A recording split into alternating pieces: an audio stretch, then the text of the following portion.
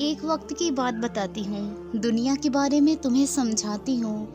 एक लड़की गरीब थी, उसकी भी कहानी अजीब थी। माँ बाप बीमार रहते, बीमारी का कष्ट सहते। माँ बाप को लड़की की शादी की चिंता होती। चिंता से माँ बाप की परेशानी और बढ़ जाती। लड़की दिन भर काम करती, माँ बाप, छोटे भाई बहन और सबका पेट भरती।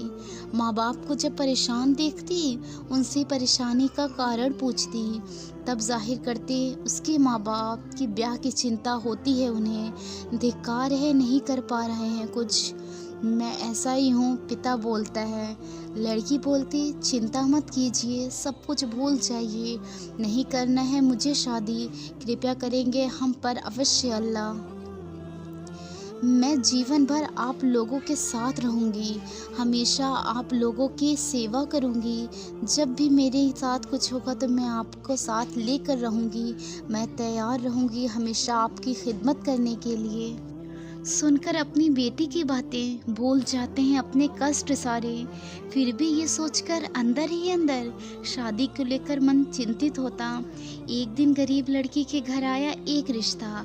आया, लड़के वालों ने दहेज फरमाया। सुनकर लड़के वाले की डिमांड, घर वालों की बातें, शादी कैसे करेंगे अनुमान नहीं लगा पाते। माँ बाप लड़के के परिवार के आगे हाथ फैलाएं, कृपया करे कुछ रहम फरमाएं, वरना रह जाएगी मेरी बिटिया कुंवारी। कौन लेगा उसकी जख्म पे भागीदारी। लड़की वाले ने अकड़ कर बोला, नहीं कर पाएंगे हम इससे कम तौला। फिर से अपना मुंह खोले, चलो बेटी तुम्हारी भोली भाली, दिखती ये बहुत काम वाली। इसको देखकर हम दहेज न लेते, पर दुनिया का भी तो मुंह तो देखें। दुनिया की रीति रिवाज को भी समझे। हम भी ग्रहण करते, अगर हम दहेज नहीं लेंगे तो दुनिया वाले क्या कहेंगे। दहेज का काम करते, दुनिया के रीति रिवाज से थोड़ा हट जाते हैं। 5 लाख के बदले 2 ही जगह ले लेते हैं। हमारी विंदना को कबूल कीजिए, हमारी मजबूरी को भी समझिए। किसी तरह माँ बाप ने पैसे जुटाए, माँ ने अपना सब कुछ गिरवी रख डाली। गिरवी रख कर आई, लड़की जब ये सुन न पाई तो बहुत रोई और गुस्साई। पर सब के सब ऊपर वाले की मर्जी है, कहीं धूप तो कहीं छाया है। आखिर आ ही गया है दिन शादी का। आज से ही शुरू हो गई दिन भर की लड़ाई। आज से ही शुरू हो गया लड़की की बर्बादी का दिन। शादी करके ससुराल चली, नेक बेटी, आँख में आंसू, एक दिल में माँ बाप के सपने सजोती। बेटी के जाने के बाद सोचो उस परिवार पर क्या बीता होगा, जो परिवार उसके कमाने से ही खाता होगा। उसके घर की तो खुशियाँ ही चली गई, बल्कि रोज़ी उसके घर से ही रूठ गई। ब्याह कर बेटी ससुराल आई, उसको देखते ही सास गुस्साई। शायद सास को बहुत सारे सामानों की लालसा थी, सब कुछ सोचना उसकी ही निराशा थी। उसकी सास नाराज हो गई। ससुर उसके अच्छे थे, मन के सच्चे भी थे, बेटी की तरह प्यार देते, अपनी बेटी के आगे झुक जाते। घर वाले उससे बहुत काम करवाते, दिन रात उसको नौकरानी बनवाते। नौकरानी के जैसे एक पल भी उसको काम के आराम ना देते। पति था, बहुत प्यार करता, पर माँ बाप के सामने उसका क्या चलता। एक दिन ये पता चला अंदर का राज खुला सारे घर के सामने। बनने वाली थी ये बेटी माँ, जो इन परिस्थितियों में भी परिवार पर लुटा रही थी सारी सांस अपनी। जब ये पता चला, खुशी से उसके ठिकाना न रहा। करने लगी बहू पर रहम, सास कह दी अब तुम करो आराम। करने लगी बहू पर रहम, कर दी उससे नफरत थोड़ा कम। जब मेरी बहू को लड़का होगा, वो मेरा प्यारा पोता होगा। पूरे परिवार को बच्चे की लालसा थी, लड़का होगा यही सबको आशा थी। माँ बन गई वो लड़की बेचारी, किस्मत ने सबके सामने उसके अरमानों पर पानी फेरी। माँ ने एक सुंदर सी बेटी को जन्म दिया, बच्चे का इस दुनिया में आगमन हुआ।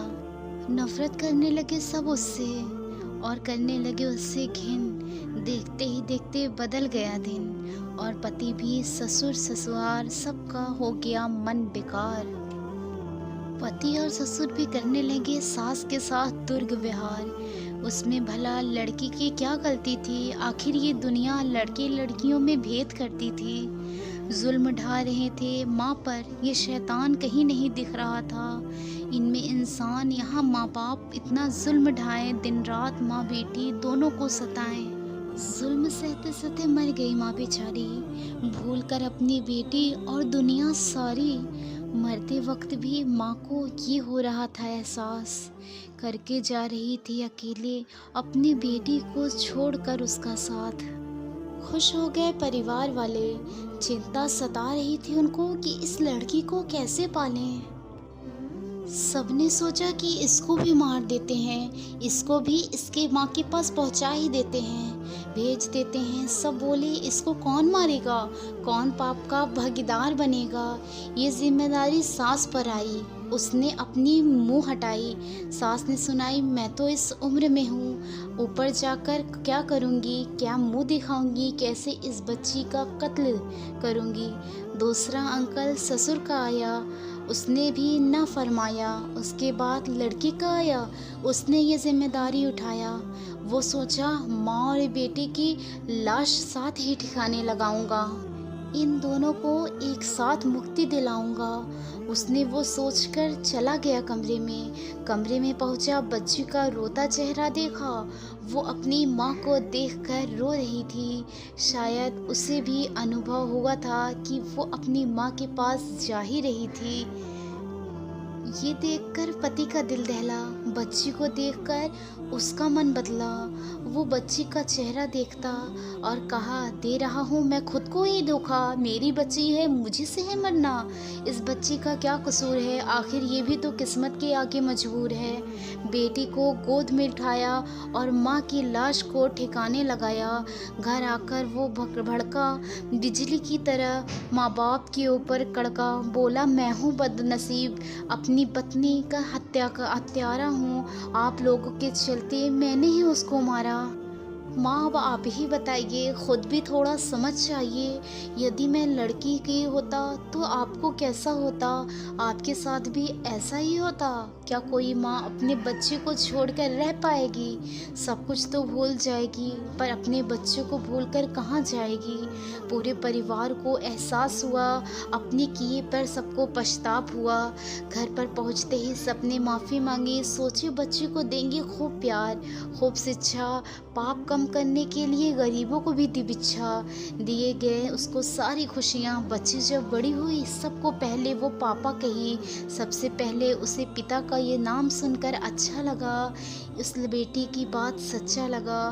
फिर भी पूरे परिवार को अफसोस था, कितना गंदा उन लोगों का सोच था।